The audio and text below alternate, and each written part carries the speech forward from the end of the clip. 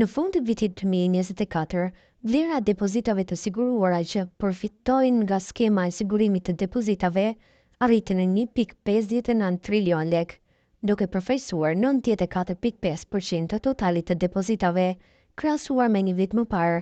Këto depozita u rritën me 5.2%, ndërsa rritja në vlerë absolute është 78.9 miliard lek.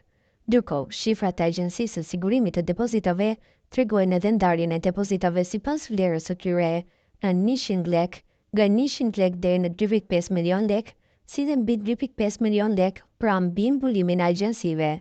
Individët më të pasur të vendit, pra ata që kanë depozita mbi 2.5 milion lek, numërojnë 125.875 llogari në total, ndërsa ata me më shumë që variojnë nga 100 lek deri në 2.5 milion lek, janë plot 1.711.000.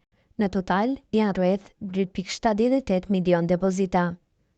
Por kontrasti i vërtet shfaqet kur i shohim këto shifra në vlerë. Shuma e depozitave mbi 2.5 milion lek gjatë vitit të kaluar fiksohet në 739.5 miliard lek, duke zënkështu 58% të totalit, ndërkohë që shuma e depozitave mes 100 deri në 2.5 milion lek fiksohet në 535.9 miliard lek, duke zënkështu 42% të totalit të depozitave të individëve në sektorin bankar në vend.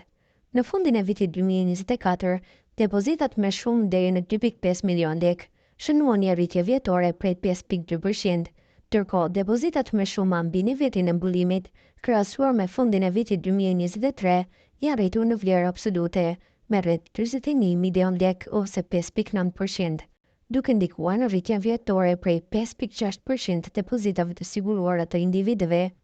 Shifrat tregojnë kështu se 5% e depozitave të individëve në vendin tonë përfaqësojnë më shumë se gjysmën e parave të individëve në banka, ose më saktë 58% të tyre.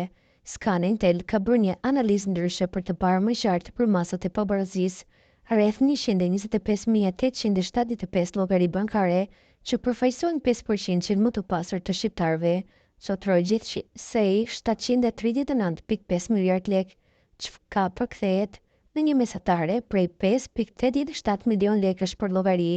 Ndërkohë, pjesa tjetër më shumë nga 100 deri në 2.5 milion lek bajnë gjithsej 535.9 miliard lek ose mesatarisht vetëm 313.000 lek për llogari.